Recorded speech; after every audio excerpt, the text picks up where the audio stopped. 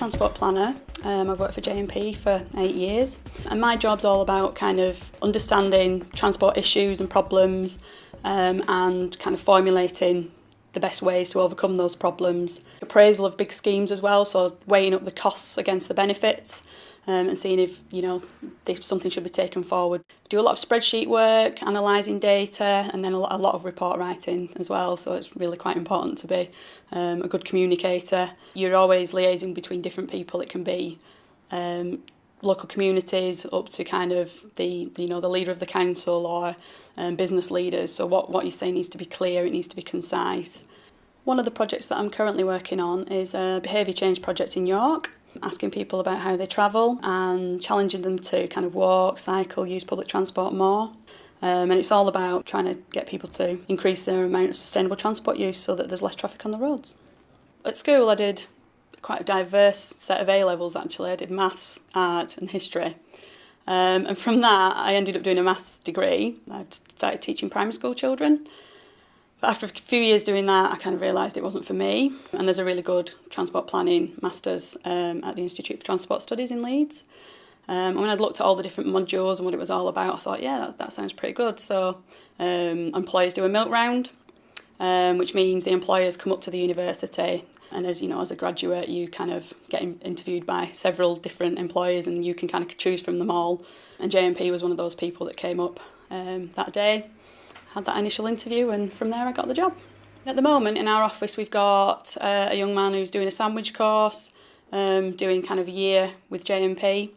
We've got another young man who's just going into his geography degree, and he's going to work for us part-time while he's doing that. Quite a lot of people that come into our office do have master's degrees. Others come in with a degree.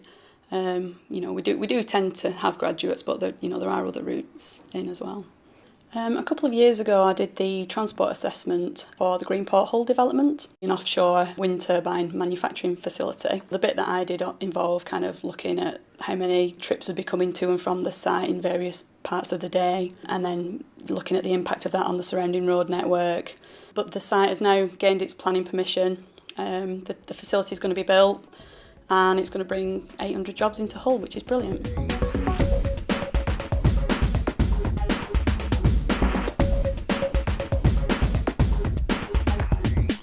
You're never going to be on like an investment banker's salary, but then you're not going to have the stress and the kind of long hours of that either. I think our industry provides a really good balance between like the work-life balance and a good salary.